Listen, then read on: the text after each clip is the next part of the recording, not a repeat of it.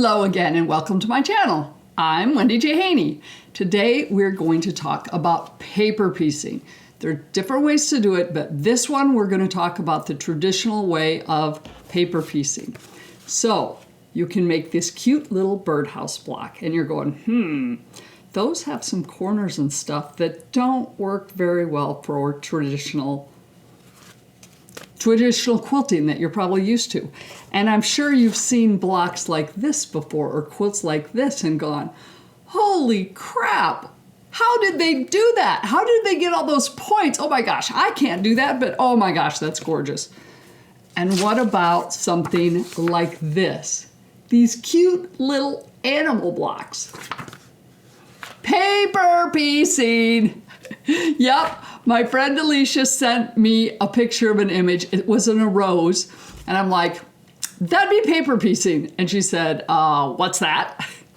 So once again, she gave me the perfect idea for a video. So here we are. We're gonna get you started with the basics of paper piecing. Now, with that said, people have a tendency to either love it or hate it. I'm kind of in the middle. I think it's kind of cool. Would I use it a lot? No, but seriously, this little quilt here, oh my gosh, it would make a beautiful baby quilt. It's adorable and it's paper piecing. So I want to be able to know how to do that. So this is just one of those things that it's good to have this in your arsenal of tools to be able to do. This is going to get you started with a very basic block to teach you the techniques. We aren't going to get into these more complicated ones that have a ton of pieces and everything else. Okay, when it comes to paper piecing, you need a few things. Okay, you need your general things, rotary cutter, your rotary cutter mat, a pair of snips. Snips are good to have, not just your traditional scissors, and I use a Tooltron snips. It's one of the tools that I have in my videos on the basic tools that you should have. Seam ripper, yep. Just like any quilting, you're going to need a seam ripper. Yep, you're gonna screw up, just that simple. No worries there. 40 or 50 weight cotton thread. Basically the same thread that you quilt with. So if you're a quilter and you do piecing now, you should be fine with the thread. I prefer Madeira cotton 50 weight thread. It's thinner and it works perfect for paper piecing. As far as needles go, don't let this get in your way. You're going to be stitching actually on top of paper. Therefore, a Microtech needle would be great. But if you don't have one and you're watching this video and you want to get started, don't let that get in your way. I'm stitching with a regular needle over there and it's working just fine. So there you have it. Let's see. Oh, snips. Here's the deal with paper piecing. You're actually gonna have to take some pictures for you to show you. But in general, you're piecing by looking at the paper and you're stitching on it. The back side is what ends up with the finished block. So guess what? This is the part that a lot of people don't like about paper piecing, because you have to go back and tear all the paper off. And yeah, sometimes the paper gets a little stuck in the seams. So in that case, you need a pair of really great sharp tweezers. I've had these tweezers forever. I'm not gonna tell you how long, just a long, long, long time ago. I used to do cross stitch, and these are fabulous when, oh man, I missed a stitch and I had to go rip stuff out. This works very nicely. These are called the tweezers with pinpoint precision. Notice they're small, so they fit well in my needlework kit. They are called Uncle Bill's Sliver Gripper. So you know what? They're really good for getting slivers out too. So I would highly recommend these, and guess what? They're still available on Amazon all these years later. Okay, The other thing you're going to need, it's not a necessity. You could use your standard ruler with a 1/4 inch, but if you're going to get started with paper piecing, granted, like the needle, if you want to start now and you don't have this tool, just use your regular ruler and your 1/4 inch mark. But this, add a 1/4 ruler by CM Designs. This is a 12 inch, which if you're going to do any paper piecing at all, I would suggest just go ahead and get the 12 inch. You could also get a 6 inch. This has a lip on it. And as we get going and showing you how to do this, you'll find how handy this lip is to add a 1/4 inch as your paper piecing. The new ones, if you get the add a 1/4 plus rulers, they actually have an edge that's, oh shoot, what would be the word for it? Tapered, a tapered edge. So this can be used as your creasing tool also, because that's what you need. I don't have a tapered edge on mine because I got it years and years ago before they did that. I just use what, recipe card, note card, whatever you want to call it. And this works just fine too. Cardstock, go find those Christmas cards or whatever you've got somewhere. They work great. Okay, let's see. We got your threads, toes. Oh, I'm sure you have this on your sewing machine already. Open toe feet. This one is clear and it's completely open. My neighbor has that on her machine. This one, it's clear, but it's not open, but you can see the line. The important thing is to have a presser foot where you can see the line on the paper piecing that you're stitching on. That is important. I think, oh, rulers. Well, yeah, it's the same rulers you need for quilting. I use the Omni Grid rulers. I've got a 6.5, a 12.5, an 8.5, a 6 by 24. You know what? Depending on what size you're doing, you'll be fine with standard rulers that have your 1/4 inch marking on it. A few more little odds and ends that come in handy is Scotch tape. Yep, when you're working with templates on paper that you're sewing through, which essentially means you're perforating that paper, and if you have to rip out more than once or so, you might run into a problem where the template starts to tear. And if that's the case, you'll need your Scotch tape to repair that and tape it back together. And then now you're stitching through Scotch tape, paper, fabric. So that Microtech needle, might come in handy. The other thing is you need to attach your template to your fabric. Good old-fashioned pins works just fine. Some people prefer a glue stick. I've just got Crazy Art washable glue stick here that gets the job done as well. The other important thing you need is paper. And there is a variety. The basic of what you need is something that can be easily removed from the back. Your good old-fashioned printer paper at home, it's a tad heavy, but it can get the job done. And that's what I used.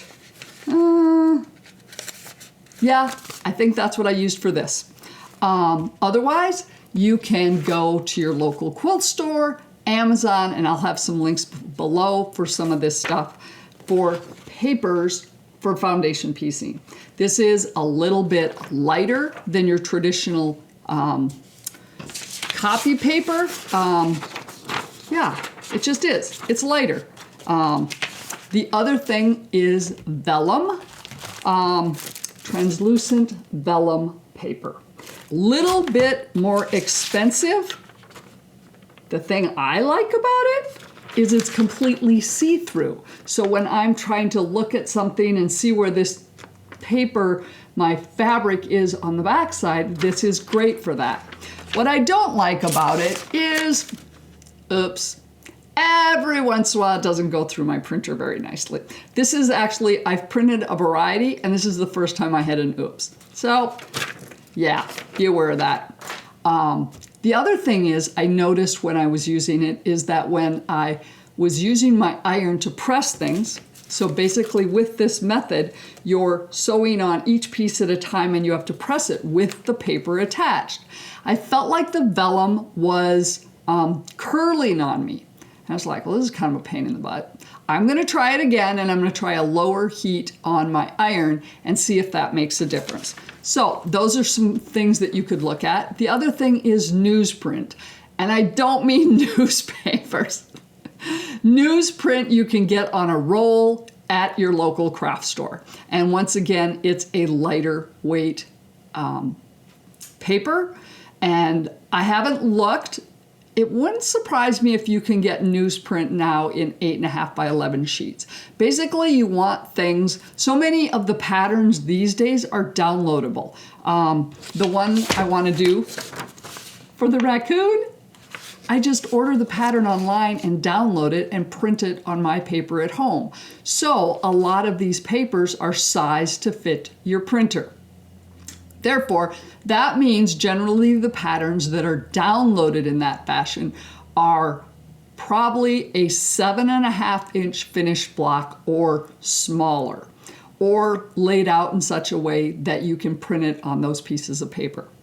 Okay, so the other thing, and other people use tracing paper. So a variety of things, if you're not sure, try them, see what works for you. The other thing is when you buy patterns, this is a Judy Niemeyer, and so is this one. Nothing like going big.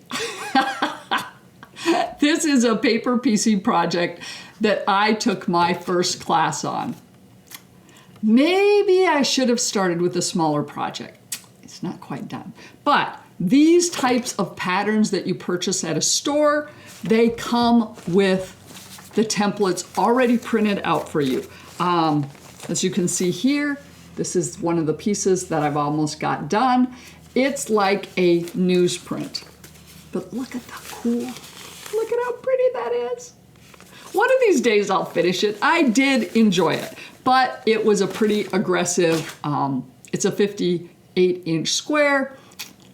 And there's so many other things to do. But when you purchase a pattern like this, make sure you read the instructions as far as you get what you're getting. So this is Judy Niemeyer quilting. It's a 60 by 72 quilt pattern. So it says in here, this pattern includes enough foundation papers to complete the quilt shown on the cover sheet.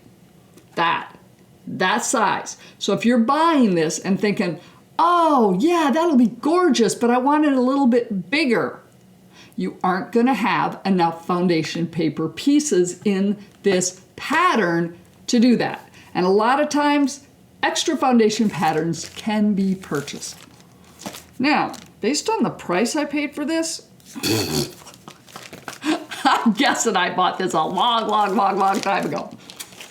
Haven't gotten there yet, which is another reason why I'm recommending to you start with a smaller project. So right now, we're just going to complete this little birdhouse. And you can make a variety of these with your scraps and other pieces and then put them together however you want. Or just use this as your practice and then you go, okay, I think I like this. And then you can go out to Etsy and Annie's Crafts and find a pattern you like and download it. Or if you're lucky and have a local quilt store, go see what they have. Let's see. The important thing is when you download a pattern, whether it's through Etsy or your Annie's store, make sure when you print that you print actual size. And I'm going to do a screen capture of that and show it up here. The important thing is that you print actual size. Don't have it say fit to page. Otherwise, things are not going to work so well. So if you see this one, this is a 7.5-inch block. And on this side and the bottom and the top, there's dashed lines to show a 1/4 inch seam. Didn't quite get on my printer over there. That's okay. Some patterns won't even print that 1/4 inch seam that you need, but you need to take it into consideration, which is where this handy dandy add a 1/4 ruler comes into play. So there you go. So when you're printing, make sure you print actual size. Follow the instructions you get from the pattern. And I think that kind of covers what you need. And then you print out your pattern. I'm going to have a link below to the birdhouse template so you can print it out. And as I said, the first time I did it on my printer paper. So if you want to get started, print it on your printer paper. Or maybe you've got some of this other type of paper around. Then if you do, print it on that kind of paper. And then we'll get started and show you how to do this. It has its nuances and some good things to know. And there are times that you go, okay, what did I do wrong? Or how do I make sure this fits? Hopefully I'll answer those questions. But to start with, let's just keep it simple and do the basics that you need to know. And start small before you try and go up to this type of pattern. They're beautiful, but personally, I would not recommend you start with this as your first paper piecing project. Let's do the birdhouse, and then maybe we can graduate to the raccoon. Now that you have the basics figured out as far as what you need for materials to do this, let's start working with your template. So I printed out the template, which there's a link for the template below, and now we need to figure out what size pieces we need for everything and kind of lay out your color ideas. I just went totally scrappy. I pulled out my bins of fabrics because most of these pieces are relatively small, and hey, this was for sample and demo purposes in the video, so I went scrappy with what I had. If you want something more structured, then pick out your colors and write those on your template. So look at your design and go, okay, I want this turquoise, and write it. And I want that my blue and my purple, etc., etc. Okay, so that way you can coordinate it with the fabric you have. Otherwise, just go with me on this and we're winging it. Now, with that said, it's important for you to make sure you have a big enough piece of fabric to do this. And the method I'm going to show you allows you to be able to measure and then have your pieces cut out ahead of time that will give you the size you need with some wiggle room. Because otherwise there's nothing worse than sewing it and flipping it over and going, oh, it doesn't fit right. And that means you have to rip. And with paper piecing, well, yeah, if you can avoid ripping, better. So you need your rulers. As I mentioned, a variety of rulers. This is a relatively small block, and I would say most of the blocks, if you're going to print them out, you can probably get by with a 6.5 or an 8.5 inch ruler probably.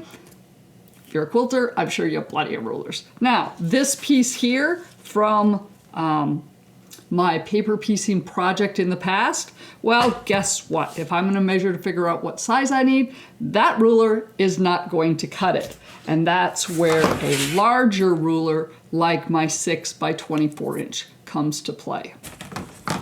Okay, so with that said, some of these pieces are really easy. What I like to do is, you have to remember, each of these needs a 1/4 inch seam all the way around it. So at a minimum, you need an extra 1/2 inch around all of these pieces. That will just cover your seams.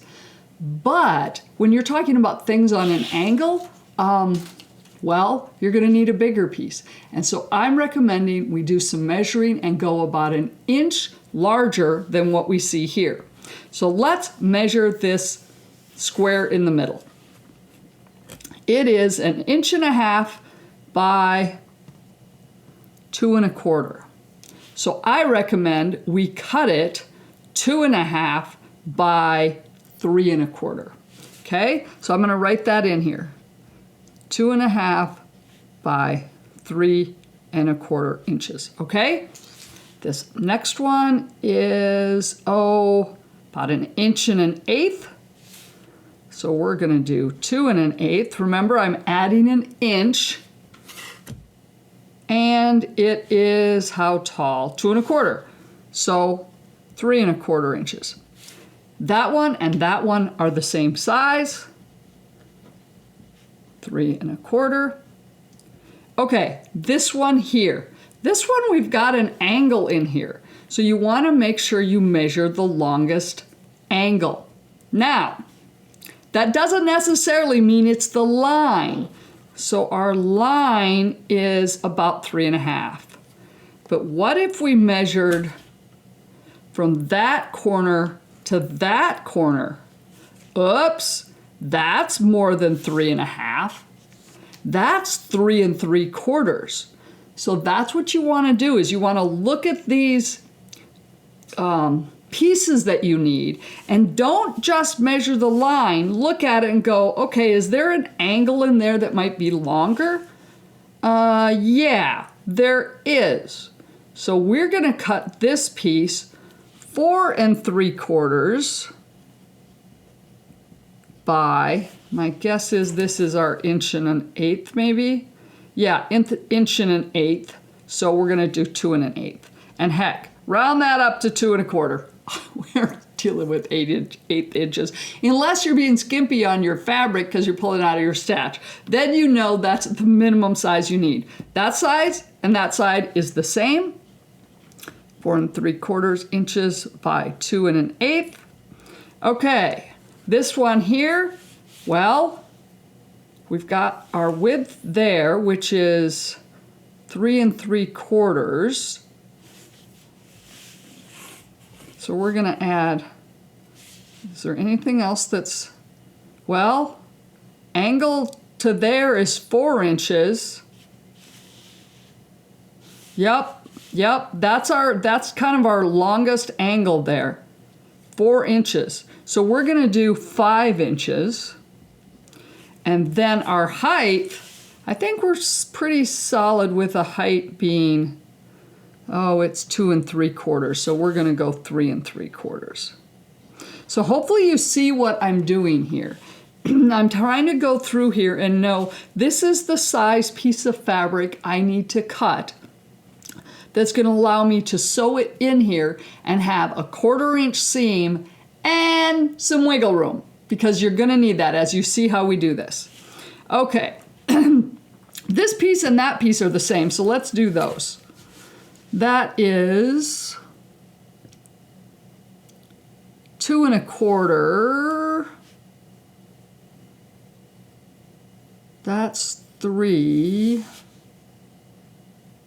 Yeah, so 2¼ seems to be our longest that way. So we're going to do 3¼ And then our angle really is the longest there, which is 3. So we're going to go by 4. 3¼ inch by 4. And then this one here, A6, this length is 3 7/8. Is there anywhere else? Nope. That appears to be our longest. Even from this corner to that corner, it's about 3 7/8. So we're going to go 4, add an inch, so we've got our 5 inches by, and then our width here is not quite an inch. It's what? It's 7/8 of an inch. So we're going to go an inch, so we're going to go 2 inches. Okay, this is the same height, so we're going to go 2 inches, but it's longer than this one. So from there, so I'm doing from here to here, 4 3/4. Is it longer from, nope. Nope, I think that truly is our longest. It's not longer there. It's not longer there. So it's our 4 3/4 inch there. So we're gonna add an inch, 5 3/4 of an inch. Oops, I got one more down here at the bottom. I even forgot this one when I went to finish up my block. All of a sudden I'm like, I'm missing the bottom. That one looks pretty straightforward. This block is a 6-inch finished block. So we're gonna add an inch, 7 inches by, and it's just a narrow little, 3/8 of an inch. So we're gonna make it a 1/2 inch. We're gonna do an inch. So 7 by an inch. Okay, now that I have everything numbered as far as what size pieces of fabric I need to cut, and if you're particular about the fabric you're using with colors, go ahead and put in the colors. So I know I want a brown. I think I have enough of my fabric scraps that this will still work. Orange. And I'm going to do a brown down there. Actually, I think I want a darker brown, dark brown. And these in the middle, I really don't care because I'm going to wing it. I'm going to go scrappy with it. So there we have it. Now you've got it figured out and you know what sizes you need to cut. Now, you're going to want to cut out your block. You don't want to be working with this huge piece of paper, 8.5 by 11 paper.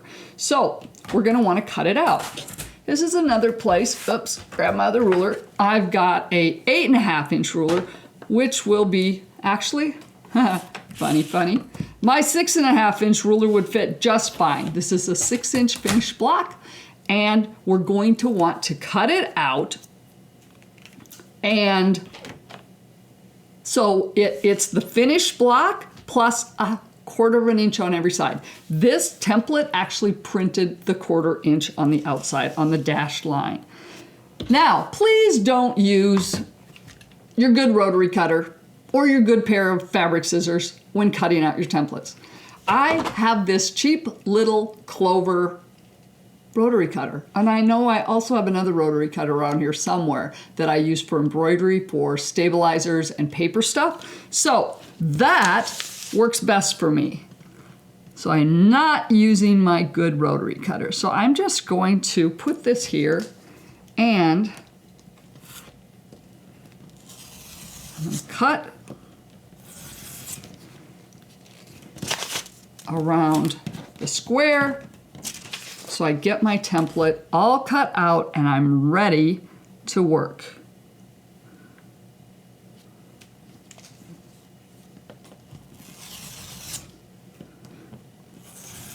Okay, there we have it. So now I have the sizes of fabric I need. I have the colors laid out. I have my template laid out. So this is what we're going to be working with. Now, thing to note is you're working on the opposite side. So I'm going to show you that. And as we get started, I'm going to use a red thread as I do this so that you can see the color as I'm stitching on this. Otherwise, just use your normally colored thread that you've got. And I also mentioned the Microtech needle, an 80-12, or go with your regular needle. You'll probably want to change it out though after you're done with your paper piecing. Also, something to mention, some people do find it helpful to use a walking foot. I don't have any problems having the fabric go through with the paper on it, but if you have any issues with the feeding of things with the paper, give a good old walking foot a try with that. Okay, the other thing you want to do is set the stitch length on your sewing machine, probably so it's not quite as tight as you normally would use. You're going to want it somewhere between 15 and 18 stitches per inch. Now, my sewing machine isn't set up to put a number in there that's 15 to 18 inches per 60. Blah, I'm having fun. 15 to 18 stitches per inch. Instead, my machine says it's on the default setting is 2.5 millimeters. So I needed to do the math. So here's how you do that. So take your stitches per inch that you want and take 25.4 divided by that number, and that will give you the millimeter stitch length that you need to set on your sewing machine. So 25.4 divided by 15 is 1.69, and we're going to round up. So in that case, if your machine is like mine, you're going to set it to 1.7 millimeters for your stitch length. 16 stitches per inch is 1.6. 17 stitches per inch is 1.5, and 18 stitches per inch is 1.4 millimeter. So the recommendation kind of is if you're using copier paper to go with that 15 stitches per inch, which is a 1.7 millimeter stitch length. I'm using foundation paper and I'm setting my stitch length to 1.6. The other thing is, some people recommend you kind of get your environment set up for your sewing. For me, I'm not changing a thing.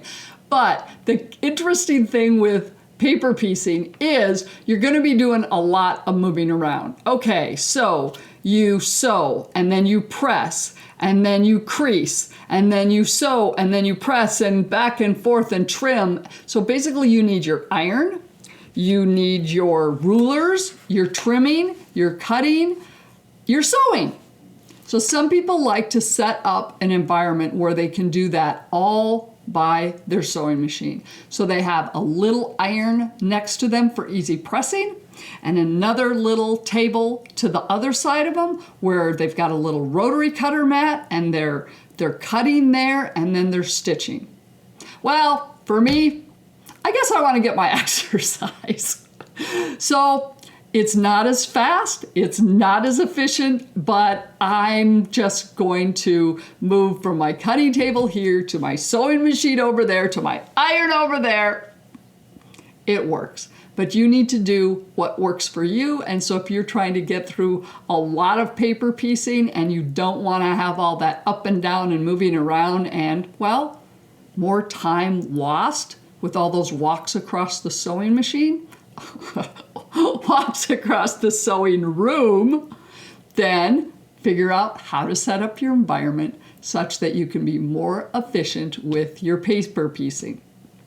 Okay, I am going to go pick up my fabrics. I am going to measure them based on the sizes that we defined in our template that we just measured, and I am going to mark them.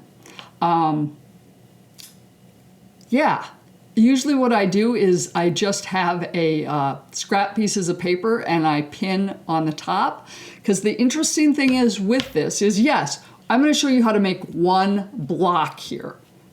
But if you're working on a bigger project, like the one I showed you that I started eons ago, well, it's going to be made up of lots of blocks and lots of, or you're just going to do this and make a whole quilt out of it. Guess what?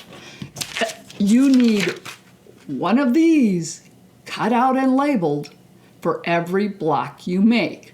Therefore, you may want to, so if I'm going to do a table runner, a table topper, and have 4 of these squares, I would cut out my fabrics enough for 4 blocks.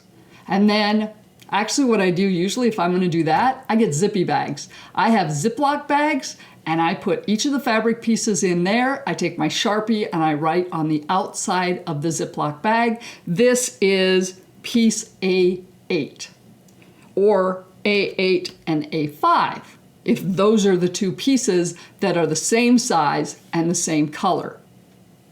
So go get that together, get it all organized for yourself, and then we're going to come back and I'll show you how we start working on this and stitching things together. I know you're thinking, are we not there yet? I have cut out my pieces. Now, I'm going scrappy, and the sizes of the pieces that we need to cut are for approximation. They don't need to be exact. So when doing something like this, don't feel you need, especially if you're using scraps, don't feel you need to go through them and make them exactly the size on here. Make sure they're big enough to work for this. Now, this piece here, I said I needed 3 1/4 by 4. Well, I'm really hoping, and actually now that I'm looking at it, I realize, nope, I might have to go with a different piece of orange. I was really hoping that would work because I didn't find another piece just like that, but oops, it's not. But the rest of these are cut and they're plenty big for these. As you see here, they're not exactly cut.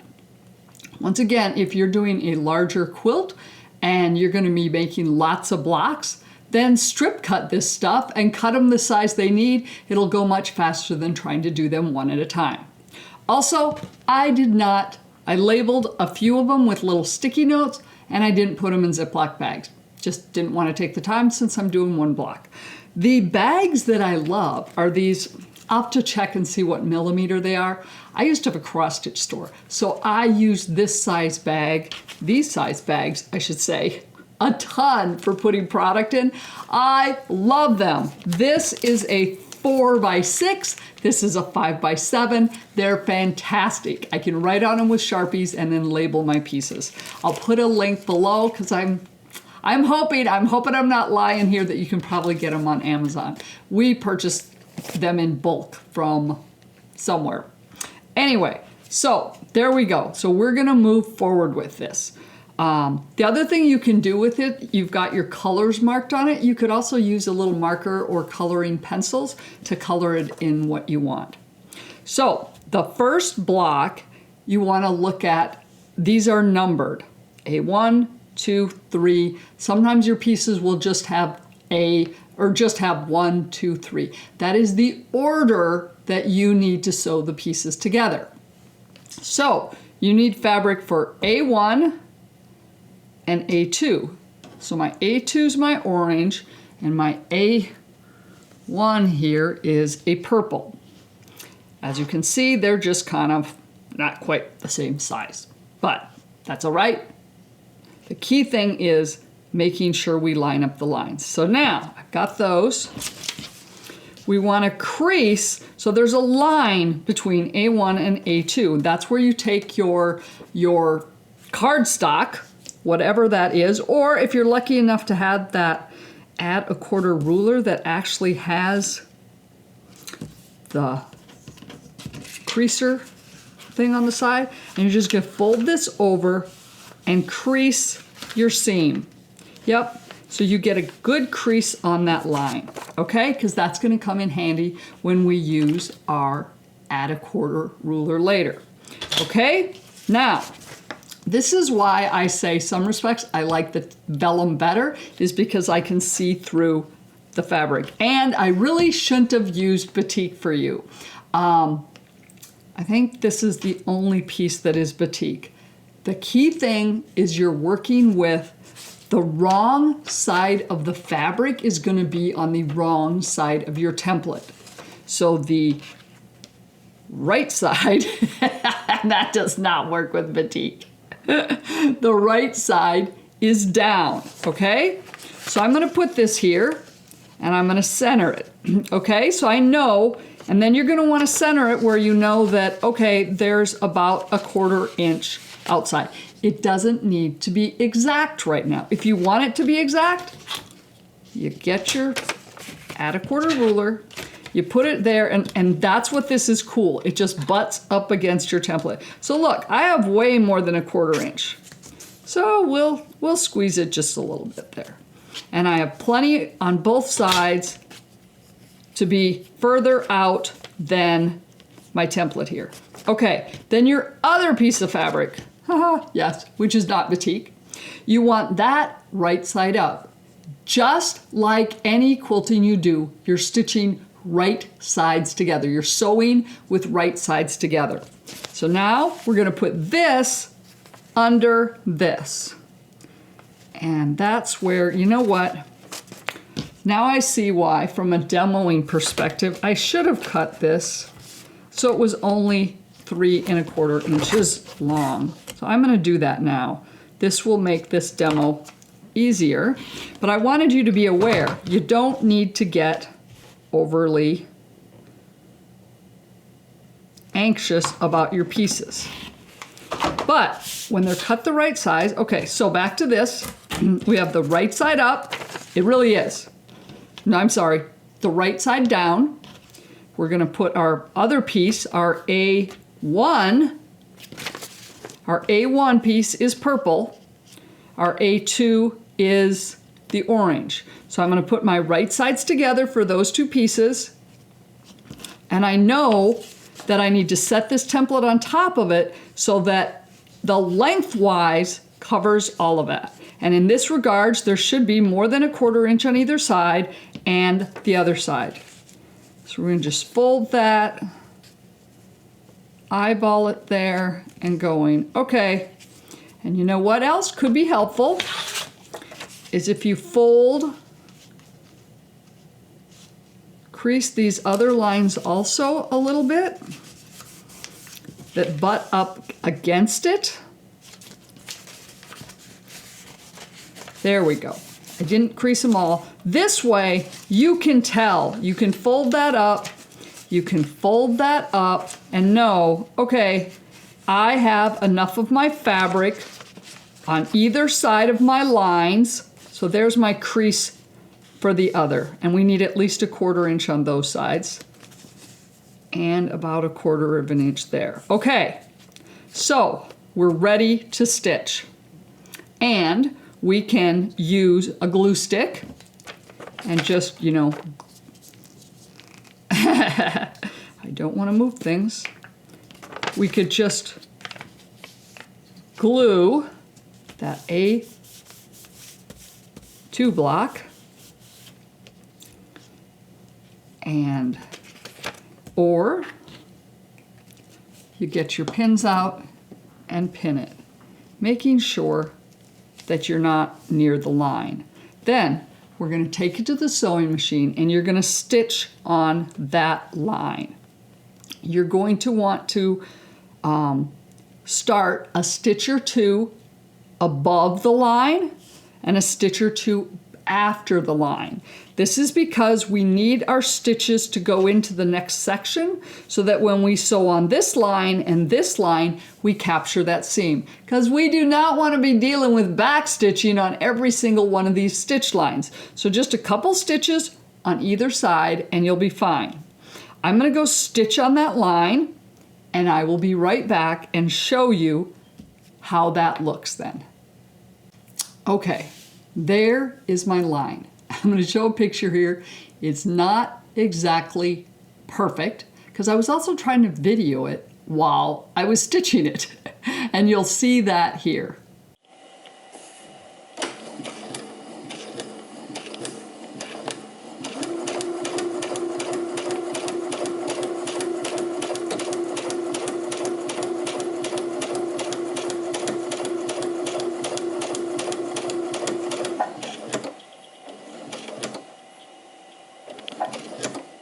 Well, that was fun to video. Now that you have it sewn, and you can see my pin, so I'm going to take my pin off. Then you flip it over and you open it up. And we're going to finger press it there. And as you can see, you should have both pieces with the right sides of the fabric up. So basically you're building this block on the back of your template. So if you ever open it up and go, oops, I see the wrong side of the fabric, you got a problem. Then you're gonna have to rip it out, okay? So you do this, you set the seam on the ironing board, iron it, and I'm going to finger press that, and you're gonna press that, okay? And you're good to go. Now, oh, I should have said, in this case, we pretty much had our 1/4 inch, but it's a little bit still remaining out there. So add a 1/4 inch ruler, or if you don't have it, just use just use a regular ruler. It works just fine. It just means you have to line that ruler up with your creased template for your 1/4 inch. It works just fine. But this you can lay on there quick like, and it butts up against your paper because there's a little bit of a lip. And then we're gonna trim that 1/4 inch, so it's 1/4 inch. So now we have our 1/4 inch seam, okay? So then it's pressed and it's opened out. All right, fantastic. Now we're gonna do between A2 and A3. Guess what? We're gonna do the exact same thing, okay? So we're gonna put our creaser, for me, my card, my note card, whatever, and we're gonna crease on that line. Now, in this case, my orange, my piece next to it already, if I trimmed it up right, I know I've got enough of a 1/4 inch on the edge. So that means when I put the other piece of purple right next to it, I'll be fine as long as I keep the edges there. So we're gonna bring that piece over there and right sides up. And as long as, like I said, these pieces I didn't cut exact. So this one I have plenty of purple on either edge, which is fine. And so we're there. I am going to, I'm gonna just pin it. Yep, as I said. So we have, whoops.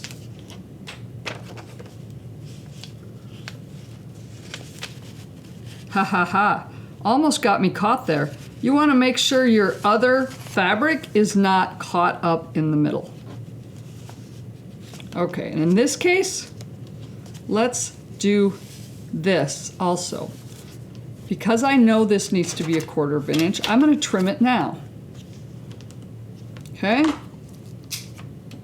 Okay, there's my 1/4 inch. So that means I can line up that 1/4 inch with my purple underneath it, as long as I have enough fabric that at least lines up with that piece. I know when I open it up and pin it, there we go. And then I'm gonna take it to the sewing machine and sew. Don't jab yourself with a pin. I'm gonna sew right there on the line between A2 and A3. Okay, I have my other seam sewn between A2 and A3. Now, the next one to do is A4, which is above it. So I am going to crease my line between the pieces that I just did and A4. Okay, get that crease in there. Okay, now, as you can see, I should have at least a 1/4 inch of fabric sitting, showing out here because of the sizes we cut our pieces. We cut them more than a 1/4 inch on each side that we needed, so more than a 1/2 inch, okay? Now that we folded that, get your add a 1/4 ruler, nudge it up against that. Now, otherwise, just use your regular ruler, and we're gonna trim it.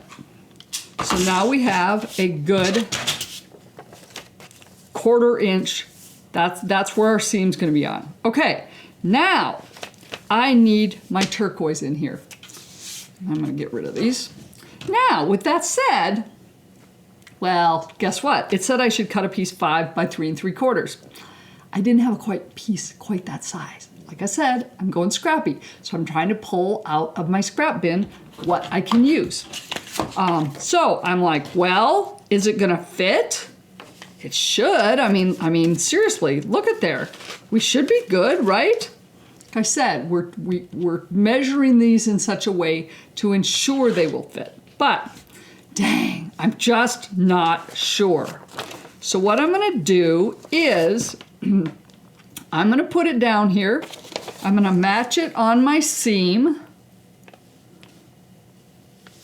making sure, once again, I'm going to crease the sides of it as well.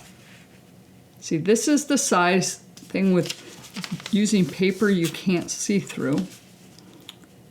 Okay, so I'm going to crease both of those sides. So this way I can flip it over. I can see my creases. So I know I have to make sure my turquoise fabric is at least 1/4 inch outside that. Oh, well, the left is close. Oh yeah, we got plenty of room left to right. Okay, so I know I have enough room left to right to fit that. But you know what? I'm not fully sure on the top to bottom. So I'm gonna just pin on the stitch line. So what I'm going to do is I'm gonna use my pin to act as the seam, therefore allowing me to flip this fabric up as if it just got sewed. And I go, oh look, there's plenty of room for that piece of fabric. See, there's the top. I have plenty of room. So I am completely fine with using this piece of turquoise in here, even though it's smaller than my recommended cut size. And this is something you'll just have to kind of wing, or as a beginner, cut your pieces these sizes. And then I'm gonna go back to this. Get my 1/4 inch on the edge. Now, with this said, also something to note is you'll want to be aware, okay, I needed a piece 5 by 3 3/4. Okay, so what I probably should have done was made sure, so and actually I didn't need, I needed 4 3/4, so I'm good. And then the height was the 3 3/4. So as you're putting your piece on here, make sure you measure that piece and you know the dimensions of which go which direction as you put it together. Okay, so there we go. That's why with some of this, it's a little bit of a learning curve. But once you get the basic concepts and you understand it, and let's face it, some trial and error that you go, well, that didn't work as I expected or wanted, you'll get more comfortable with it and you'll be good to go. This is why I didn't cut all my pieces exactly like it. I wanted you to see that, okay, I'm going scrappy. So, that's all I have. Is it gonna work? And it did. And I have a feeling when I get here, my orange is not going to work. And I'm going to need to go look through a bigger scrap bin to find a piece. Okay, I'm gonna go sew that. Okay, we have that seam, for lack of a better word. We have that line sewn. So we can come over here, fold it back, add a ruler, add 1/4, and trim. And there probably isn't much to trim there the way we lined up our seams. Then, take it to the ironing board, finger press, and press that seam. Whoa, look, right side's up. I'm more than, you can't see with this to know that it's covering it, but if we flip it back over, yep, look, here's the edges of where we need it to be, at least 1/4 inch on the other side. Sure enough, I have plenty of room and I'm way beyond that. My size fit. Fabulous. Okay, that was A4, so now we go to A5. Okay, turn it. We're gonna crease the line between the fabrics, the numbers we already did. Take that. Okay. Yep, crease that there. Okay. Now, you see it's kind of icky. So we're going to take our add 1/4 ruler. And I'm going to do it this way. Maybe you can better see it. I'm putting my add a 1/4 ruler on top of it, butting it up against my paper piece. And now we're going to trim. So now the fabric that I have left on it is 1/4 of an inch. So we're ready to put the fabric on for this piece. Okay, so I'm gonna grab my blue, and yep, I need that blue to be the long way this way. Right side's up, so I have a, you know what? I'm gonna just make sure I have a nice straight edge there. That's the other benefit also of cutting your pieces exact and with the straight edge. Supposed to be doing something. So we put that there, and in this case, it needs to be centered in such a way that I have 1/4 of an inch on that side. So let's put our ruler there. I'm gonna put it right next to the line for the next one. Yup, you can see there, I have more than 1/4 of an inch. And then here is the highest point I'm sewing. So I'm gonna just put my ruler there.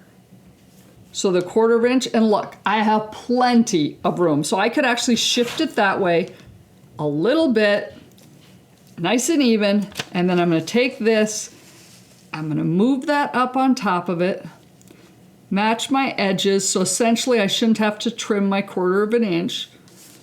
There we go, fold it out, and pin it, or glue it if that's your cup of tea. Okay, and then I'm gonna go stitch on that line.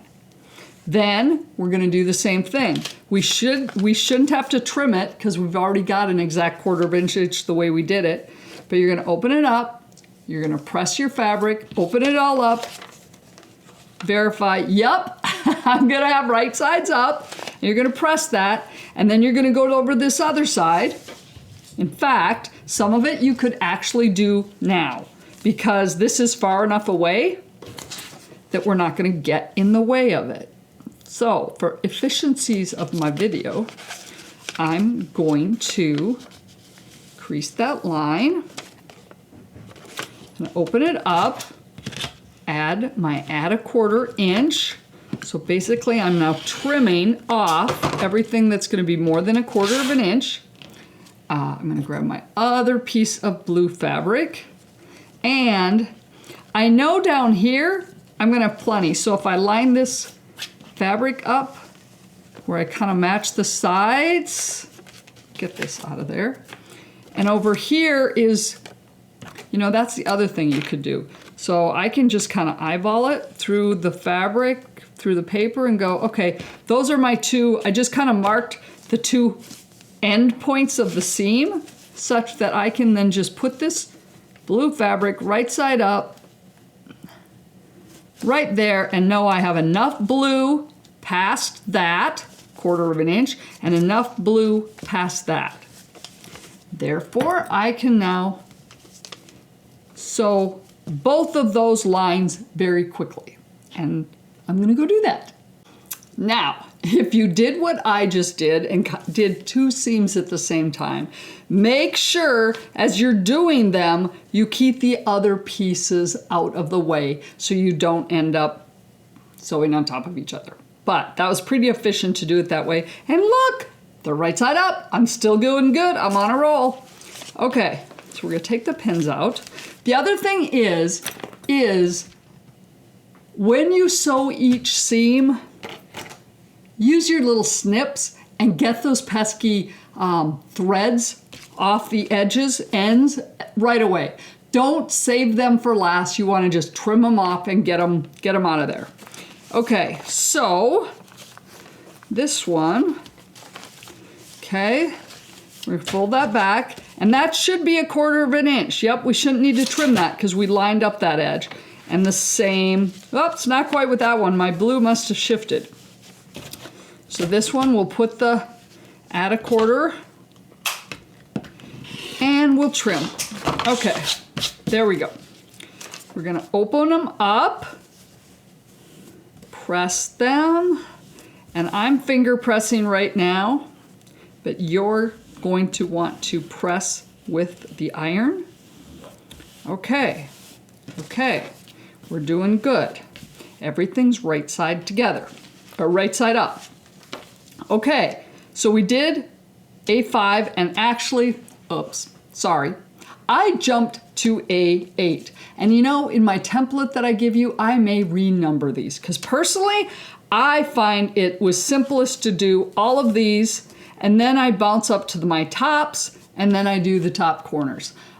Either way, in this case, I did okay, it works, but you really are going to want to watch your numbers because they are numbered in such a way that it facilitates putting things together in the right order.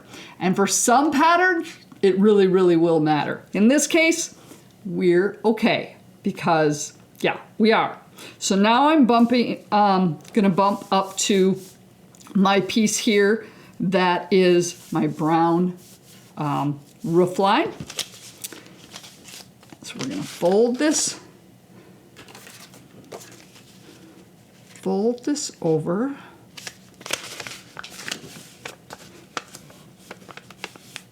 And yes, you might pull out your stitch there, so try and be a little careful with that. And that's why you only need a few stitches out. Because if you have too many, then when you crease it, well, you're gonna have a problem. Okay, so we do that. Add a ruler on, and we trim our edges. All right, there we go. Now, as you can see over here, we got all this extra out here. That is fine, you leave it alone. We'll trim it all up when we go around the edges. Or if it is bothering you, make sure then that in this case, this is on the very outside. So here's the edge of my block, and the outside that I trimmed is actually the 1/4 inch line. So I could put this here and trim that off and be fine. So just be aware of that, making sure, because some blocks you may not have the 1/4 inch on the edge after you trimmed it. So you'll have to add it by putting your 1/4 inch ruler next to your template. So just be aware of that. Okay, so we got rid of that pesky side, and you know what? Let's do that over here. Okay, that way that extra's not hanging out. Okay, so there is my line for my roof line. Okay, I'm using my brown. This is my smaller piece of it. This is a bigger piece I need. Let me double check. Yes, and if I'd labeled them, wouldn't need to double check, but there we go. So I am also going to mark, there's my seam, and there's my 1/4 seam there. Okay, so I could see those enough through the paper. I could mark those. So I'm gonna put this under there, and I need to make sure I have a 1/4 of an inch beyond my edges here and here. Okay, I have plenty. And because, you know, when you get angles like this, this is where it can be a little more tricky to make sure you've got it. So let's double check. We're gonna put our pin in to act as a seam. I'm gonna fold my brown up as if it was a seam. Yep, I have plenty of room for this angle. I'm gonna get my brown all the way in there, okay? So we're fine. So I'm gonna situate this back on that edge. Yep. And pin it. Now, in this case, I don't want to bounce over here and think I can do the same one, because this piece relies on this being sewn in there. So I'm gonna go sew on that one. Okay, in this case, because we matched up the edges of our fabric, we have a 1/4 inch, so there's really nothing to trim. If you had an irregular shape there, you'd want to trim that seam. So I've pressed it. I'm going to open that up. I'm going to double check. Yes, right sides are up. I'm going to flip it back over, and I have pressed it. All right, so we are grand. Now, that was A6. Now I'm going to do A7. So we're going to crease on the line between block A6 and A7.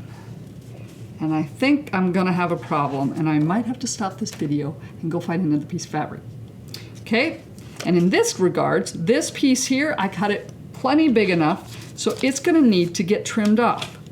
So we butt our, add a 1/4 inch ruler to that, and we get our 1/4 inch seam. Okay?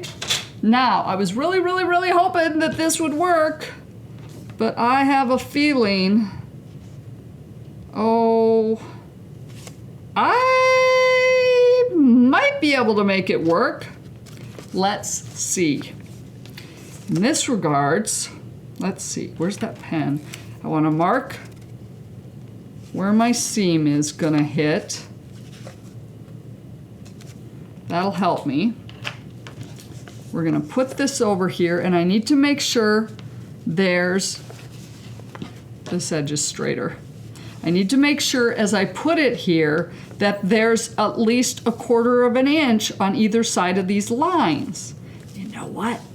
Oh, I think I'm gonna be okay.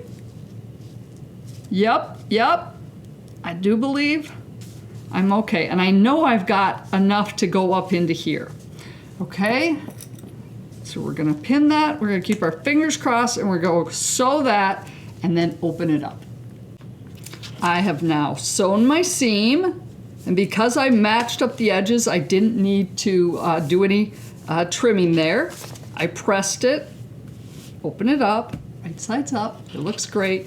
All right, we're good, we're ready for over here. But here's the deal. Yes, that piece of orange fit fabulously over here. But guess what? This block here is bigger.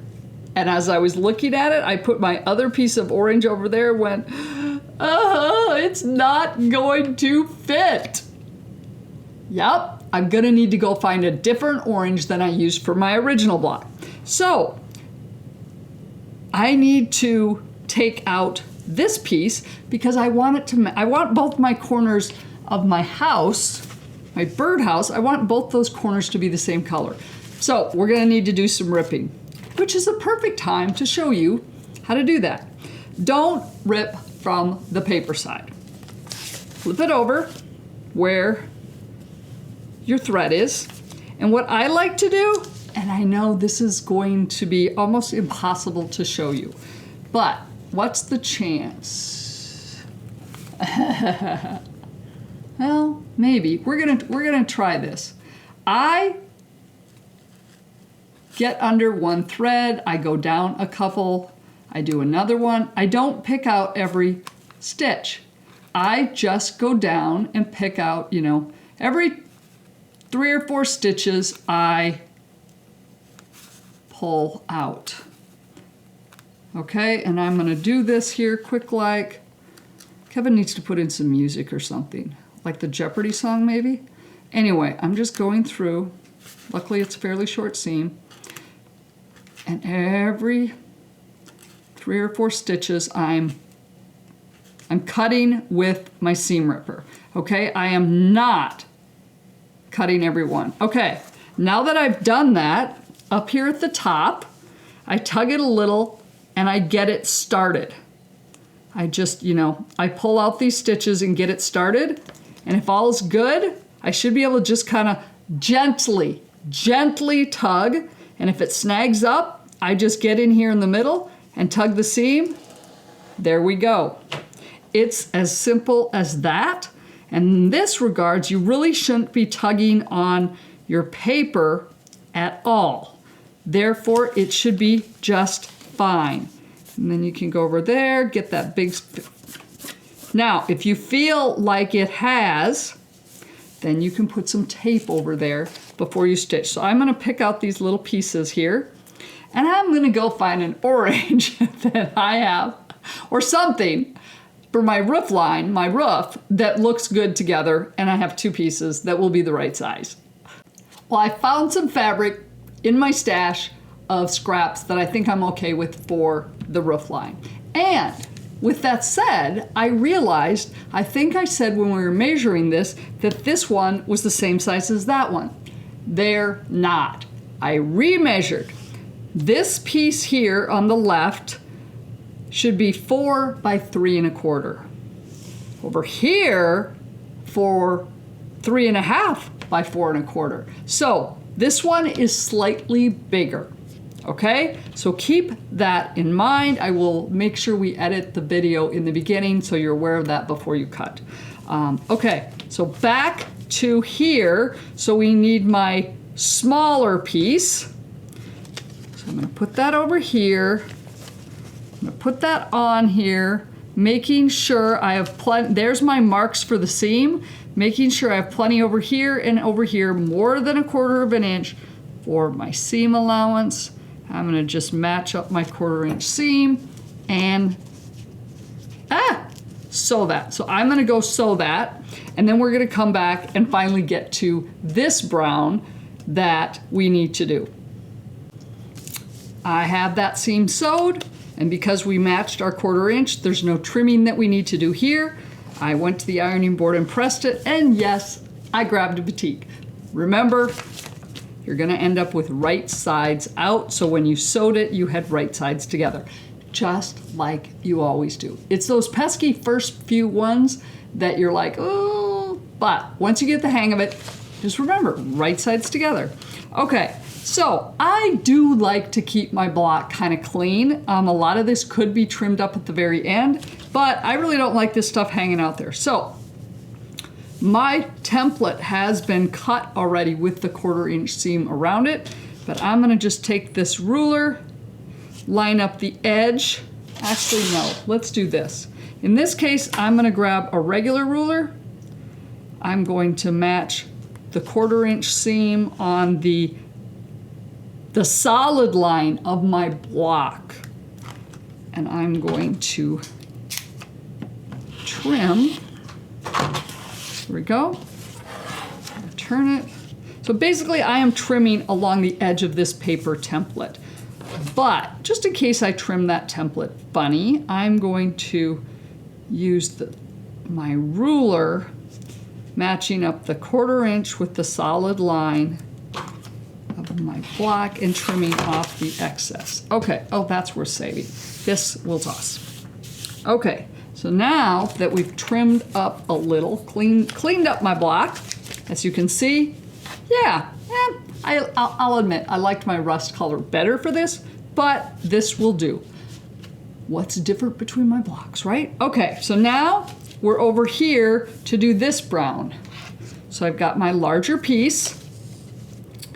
We're gonna crease. This case we're gonna crease here.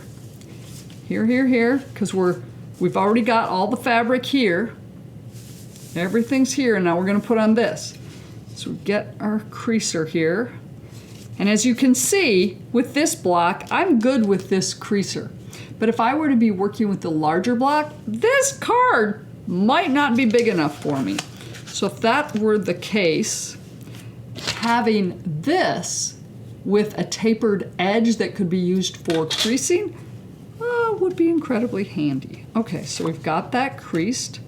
I'm going to get in here and mark my little seam. Gives me a sense of where that is. Okay, and now we need to trim off all of this. We want a nice clean 1/4 inch seam there. So I butted my add a 1/4 against my template. We're gonna trim. So now we have a good 1/4 inch that we can line our other piece of fabric up next to. Now, because we cut it oversized, plenty of room, I can center that here and match my edges. There's my 1/4 inch. There's where I need, that's gonna be the end of my block, so I need at least a 1/4 inch of the brown on either side. Yes, we have plenty of room on either side. So we're gonna go and sew that one. So we have that line sewn. I've pressed it open, right sides up. Okay, now as you can see, I have lots of extra fabric, and it will make things a heck of a lot easier to facilitate putting on this corner if we get these edges trimmed off. So I'm going to, you know what, I really prefer doing it with this ruler, so I'm gonna do that. Match up my 1/4 inch.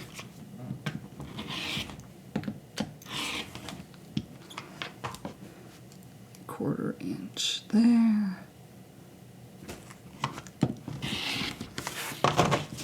Okay. Okay. So now we need to do this line here. And this is going to put on my other roof. So we're going to crease my line.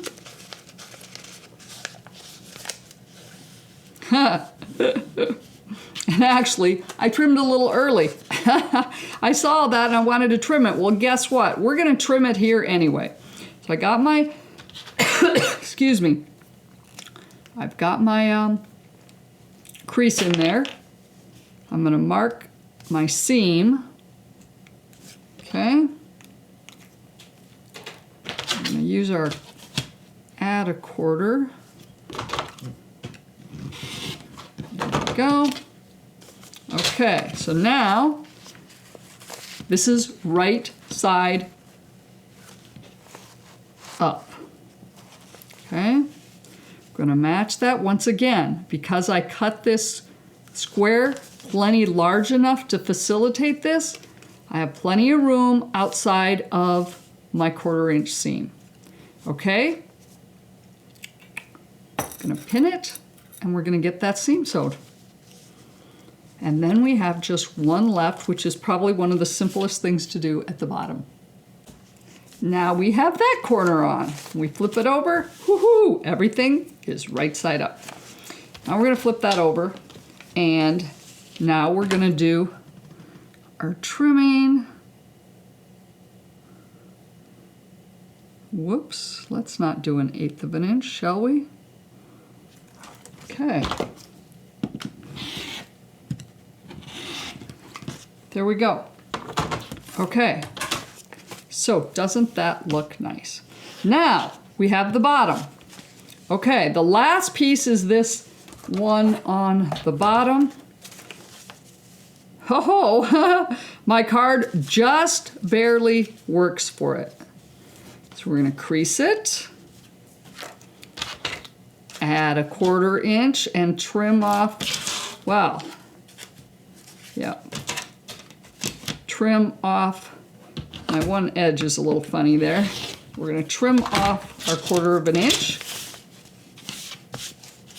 And now I've got my brown. This is, you know what? I'm going to straighten up this just a tad to make sure I have a straight edge on that. I pulled it out of the scrap bin. Okay, there we go. I now have a straight edge. And in this regards, because I've already trimmed the bottom to the side of the block with the 1/4 inch seam built in, I should be able to put this right on there. Yep, and this one I probably, based on the measurement here, I probably should have had it bigger, but it's such a basic strip that it's like, there's no need to stress about making it bigger. So there we go. We have that there. We're going to pin it and we're going to get the last seam in. And then we'll have a completed block. Okay, got the last line. I've pressed it. There we go. I have another birdhouse block done. Okay, so we're going to want to get it trimmed up on the edge as well. So we're going to want it 1/4 inch past the inside line of the block. And there we go. We should have, oh, that's a little wonky up there. Square up my block. Where's my, there we go. Here's my 6.5 inch.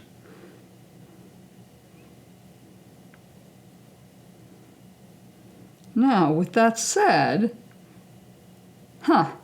something to note, my 6.5 doesn't fit nicely over top of it exactly.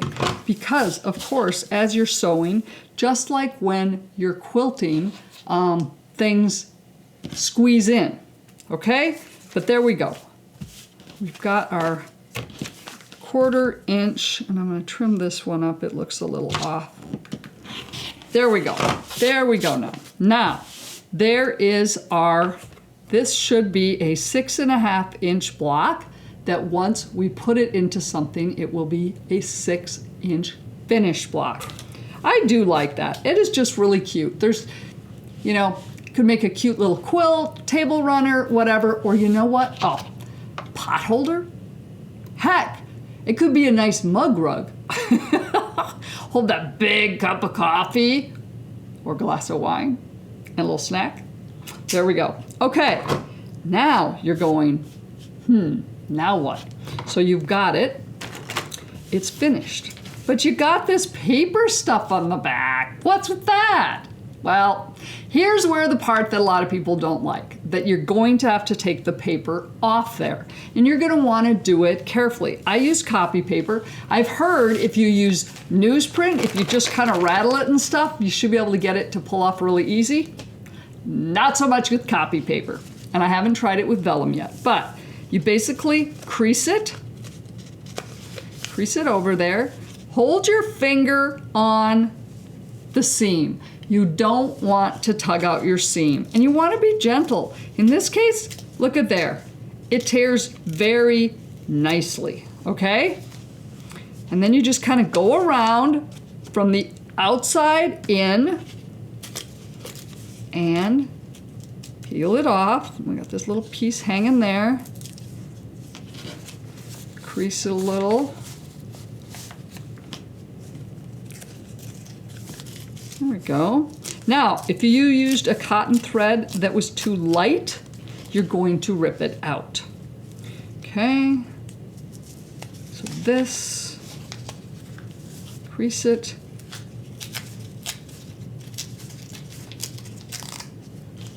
This is actually coming out. Oh, now we're going to do the bottom. Like I said, you're working outside in. Right now it's coming across. Oh, there we go. Look at there. I've got some here at the bottom that it's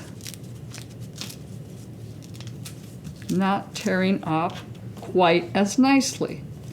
This is where the tweezer comes in, but we're going to save that for the last. And as you can tell, you're going to need to have a trash can with you. I wish I could remember the quilt I did. I for the life of me, can't remember what it was, but it must have been paper piece because I remember needing to pick out the paper and it didn't come out very well. So my brother-in-law, Kelly, and I were sitting on the dock or the outside deck area near the lake, and both of us had tweezers and we were picking little pieces of paper out of this quilt. I was like, it was just hilarious. So, sitting on the deck with a glass of wine or a cup of coffee, cup of tea, whatever your personal choice, and having a garbage there, and maybe enjoying some company with friends, maybe another quilter. This would be a perfect deck night with my neighbor Joanne, who then can sit, and if it's a big quilt, we can each have half of it. So, otherwise, yeah, sitting on the couch, watching some TV, yeah. And I would do this,